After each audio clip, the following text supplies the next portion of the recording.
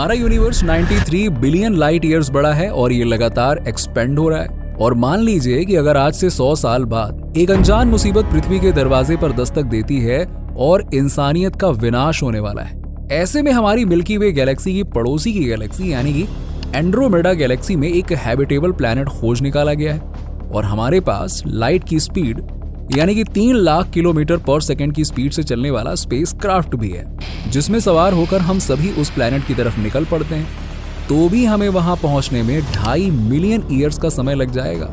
और इतने में तो स्पेस क्राफ्ट में बैठे सभी इंसानों के कंकाल बन चुके होंगे। यानी कि हम चाहे कितनी भी एडवांस टेक्नोलॉजी क्यों ना डेवलप कर लें, यूनिवर्स में डायरेक्टली तो एक जगह से दूसरी जगह पे ट्रैवल करना नहीं, इट्स इम्पॉसिबल। लेकिन क्या हो अगर हमारे पास एक ऐसा शॉर्टकट हो जिससे हम मिलियंस ऑफ लाइट ईयर्स का सफर बस कुछ ही दिनों में पूरा कर लें, यानी कि चुटकी बजाते ही हम ट्रैवल कर लें। तब तो यूनिवर्स के किसी एक्सो प्लैनेट पर जाकर बसने का सपना तो बड़ा ही इंटरेस्टिंग बन जाएगा। और दोस्तों, ये जो चुटकी बजाने वाला शॉर्टकट है ना, वो है वर्म होल्स। एक ऐसा गड्ढा जिसमें आप एक तरफ से अंदर गिरे तो दूसरी तरफ से किसी और गैलेक्सी से बाहर निकलोगे, जो कि 1915 में पब्लिश हुई ग्रेट साइंटिस्ट अल्बर्ट आइंस्टीन की थियरी ऑफ जनरल रिलेटिविटी के हिसाब से थियोरेटिकली तो पॉसिबल है। तो अब सवाल ये है कि आखिरकार ये वर्म होल काम कैसे करते हैं और क्या हम फ्यूचर में कभी इससे ट्रैवल कर पाएंगे? Let's find out in today's video. तो मैं हूं आपका दोस्त विजय और आप देख रहे हैं रिफ्लेक्ट। दोस्तों, कहानी शुरू होती है नवंबर 1915 से, जब अल्बर्ट आइंस्टाइन ने अपनी थियरी ऑफ रिलेटिविटी के पेपर को पब्लिश किया था, जिसमें उन्होंने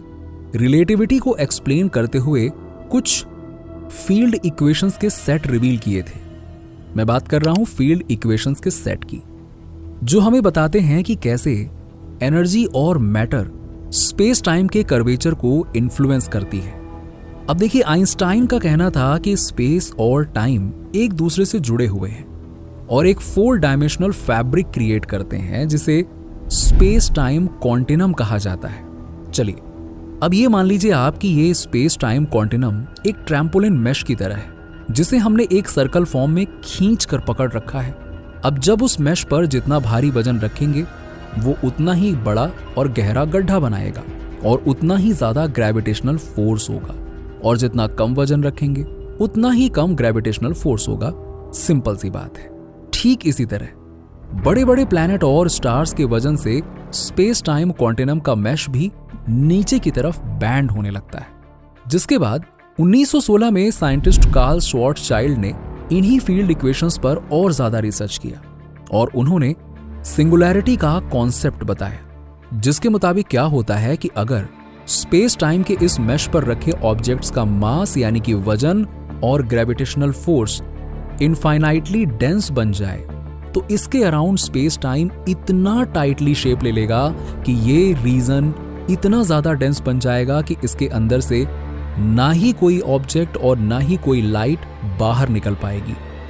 और इसी कॉन्सेप्ट की वजह से साइंटिस्ट ने थियोरेटिकली ब्लैक होल को खोज निकाला था, जिसके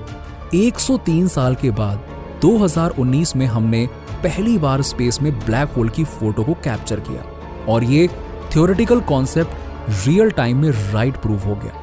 यानी कि आइंस्टाइन और श्वार्ज़चाइल्ड ने सही बात और सही पॉइंट पकड़ लिया था। अब देखिए, इन्हीं फील्ड इक्वेशंस पर और ज्यादा काम करते हुए अल्बर्ट आइंस्टाइन और उनके असिस्टेंट नेथन रोजन ने 1935 में एक रिसर्च पेपर पब्लिश किया,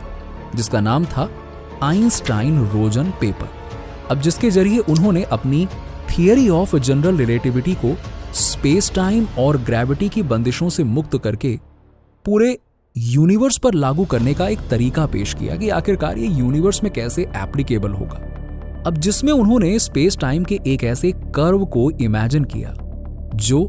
स्पेस के 2 डिफरेंट पॉइंट्स के बीच के इंफॉर्मेशन को ट्रांसफर कर सके, और वो भी लाइट की स्पीड से भी तेज, जिसे उन्होंने आइंस्टाइन रोजन ब्रिज का नाम दिया। और यही वो शॉर्टकट है जिससे हम फ्यूचर में एक गैलेक्सी से दूसरी गैलेक्सी में ट्रैवल कर सकते हैं। लेकिन जरा रुकिए, इसे हम डायरेक्टली 4 डायमेंशंस में समझकर कॉन्सेप्ट को कॉम्प्लेक्स करने की बजाय पहले हम इसे 2 डायमेंशंस में समझते हैं कि कैसे हम ट्रैवल जल्दी कर पाएंगे। इस कॉन्सेप्ट को इवेंट होराइजन में काफी अच्छे से समझाया गया था, जिसमें उन्होंने बताया कि मान लीजिए कि एक पेपर पर 2 पॉइंट्स हैं, ए और बी, और अगर आप ए पॉइंट से बी पॉइंट तक जाना चाहते हैं तो बताइए आप कौन सा रास्ता चुनेंगे। अब आप में से मैक्सिमम लोग यही कहेंगे कि सीधी सी बात है, ए और बी के बीच में एक स्ट्रेट लाइन खींच दी जाए, दैट इज द शॉर्टेस्ट वे। लेकिन आइंस्टीन की थियरी ऑफ रिलेटिविटी के मुताबिक अगर आप पेपर को बैंड करेंगे तो ए और बी पॉइंट के बीच का डिस्टेंस करीब करीब 0 हो जाएगा और ट्रैवल टाइम भी ना के बराबर हो जाएगा, और इन दोनों के बीच के रास्ते को आइंस्टाइन रोजन ब्रिज कहा जाने लगा। जिसके बाद 1957 में साइंटिस्ट जॉन व्हीलर ने आइंस्टाइन रोजन ब्रिज पर और ज्यादा डीप रिसर्च करके एक पेपर पब्लिश किया, जिसमें उन्होंने 3D ऑब्जेक्ट का एग्जाम्पल देते हुए आसान शब्दों में समझाया कि अगर एक वर्म यानी कि कीड़ा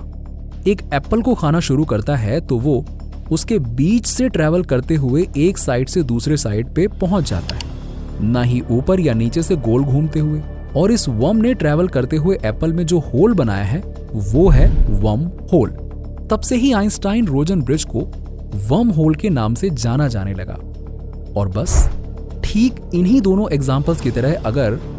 स्पेस टाइम बेंड होता है तो एक जगह से दूसरी जगह जाने के लिए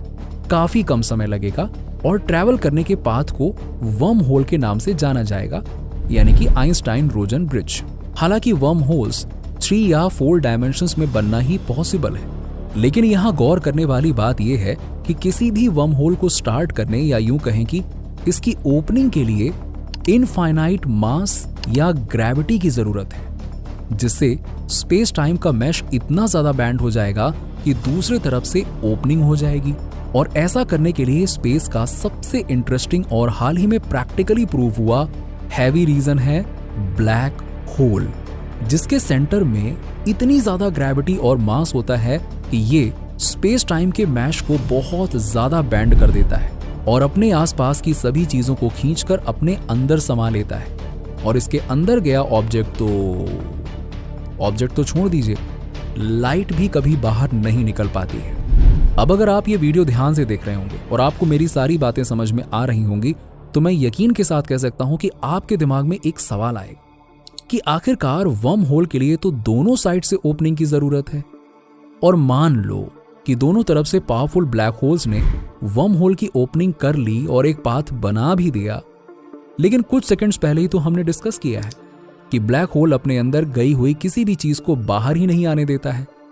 तो फिर इस वर्म होल के अंदर जाने के बाद हम तो ट्रैप होकर रह जाएंगे, क्योंकि दोनों तरफ से बाहर तो निकल ही नहीं पाएंगे, क्योंकि दोनों तरफ तो ब्लैक होल है। बस यहीं पर दोस्तों आता है आइंस्टीन की फील्ड इक्वेशन से जुड़ा हुआ एक और concept, that is white hole, जिसकी कैरेक्टरिस्टिक्स ब्लैक होल से बिल्कुल अपोजिट है। यानी कि जहां ब्लैक होल में कोई भी ऑब्जेक्ट या लाइट सिर्फ एंट्री ले सकती है और बाहर नहीं निकल सकती है, वहीं व्हाइट होल में कोई भी ऑब्जेक्ट या लाइट एंटर नहीं हो सकते बल्कि सिर्फ बाहर निकल सकते हैं। इसके मुताबिक अगर आइंस्टाइन रोजन ब्रिज या एंट्री पॉइंट ब्लैक होल बनता है और एग्जिट पॉइंट व्हाइट होल बनता है तो इन दोनों के बीच क्रिएट हुए वर्म होल के पाथ से हम आसानी से यूनिवर्स के एक पॉइंट से यानी कि एक तरफ से दूसरे तरफ ट्रैवल कर सकते हैं। दोस्तों, अब स्पेस टाइम कॉन्टिनम को बैंड करके ट्रैवल करने के इस कॉन्सेप्ट में जहां ब्लैक होल को प्रैक्टिकली स्पेस में स्पॉट किया गया है, वहीं व्हाइट होल्स और वर्म होल थियोरेटिकली प्रूव हो चुके हैं, प्रैक्टिकली अभी बाकी है। यहां तक कि यह भी कहा जाता है कि जब यूनिवर्स क्रिएट हुआ होगा तभी एक बड़े व्हाइट होल में से ही सभी सेलेस्टियल ऑब्जेक्ट्स बाहर निकले होंगे, जिसे मोमेंट ऑफ क्रिएशन भी कहा जाता है। आखिर में हम वर्म होल से जुड़ा एक बहुत ही इंटरेस्टिंग कॉन्सेप्ट यानी कि टाइम ट्रेवल की बात करते हैं। अब आप सबके दिमाग में कभी न कभी ये सवाल तो आया होगा कि आखिरकार क्या वाकई में वर्म होल के जरिए टाइम ट्रेवल पॉसिबल है? तो इसका जवाब है थ्योरेटिकली तो हाँ, ये पॉसिबल है, क्योंकि जब भी एक ऑब्जेक्ट वर्म होल में एंटर करता है तो वो लाइट से भी ज्यादा स्पीड से ट्रेवल करता है और हम मिलियंस ऑफ ईयर्स की लॉन्ग जर्नी को बिल्कुल शॉर्ट टाइम में कवर कर लेते हैं। इसी वजह से एक वर्म होल के जरिए हम फ्यूचर या पास्ट में ट्रेवल कर सकते हैं। अब अगर आपको ये पॉइंट कंफ्यूजिंग लग रहा है तो आप डिस्क्रिप्शन में दी गई लिंक से टाइम ट्रेवल पर हमारा वीडियो डिटेल में देख सकते हैं, जिसमें हमने टाइम ट्रैवल को बिल्कुल ही इजी तरीके से समझाया है। तो दोस्तों, आज के लिए बस इतना ही। अब आप मुझे कमेंट करके बताइए कि क्या ब्लैक होल की तरह वर्म होल भी रियली एग्जिस्ट करता होगा या फिर नहीं। और वीडियो अच्छा लगा हो तो इसे लाइक करें और शेयर जरूर कर दीजिएगा। साथ ही ऐसे ही साइंस एंड स्पेस से जुड़े इंटरेस्टिंग वीडियोस देखते रहने के लिए हमारे चैनल रिफ्लेक्ट को सब्सक्राइब करके नोटिफिकेशन बेल को जरूर दबा दीजिएगा। Thanks for watching.